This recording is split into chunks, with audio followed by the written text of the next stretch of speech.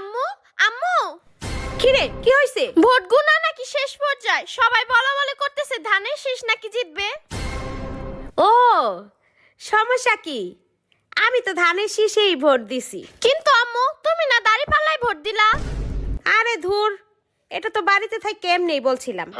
পরে ভোট কেন্দ্রে যাইয়া ধানের ছবিটা দেখা একবারে ফসলের কথা মনে পড়ে গেল, আমাগো ধান ক্ষেতের কথা। তখন আমি ধানের শীষেই ভোটটা দিয়েছি। আম্মু আবার একদল বলতেছে নাকি দাঁড়িপাল্লাই জিতবে। ও আলহামদুলিল্লাহ, জিতুক জিতুক। কিন্তু আম্মু তুমি না এইমাত্র বললা তুমি ধানের শীষে ভোট দিছো।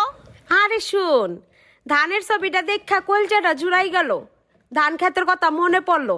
তারপর আবার ভাবলাম দাড়িপাল্লা ছাড়া ধান মাপ মুখি দিয়া। দাড়িপাল্লা তো সব কামেই লাগে, যে কোনো কিছুর মাপামাপি করতে গেলে দাড়িপাল্লা লাগে। পরে আবার মনটা দাড়িপাল্লার দিকেই গেল। তারপরে আর কি করার, দাড়িপাল্লাতেই দিলাম। আমি দুঃখে ময়রা যাই।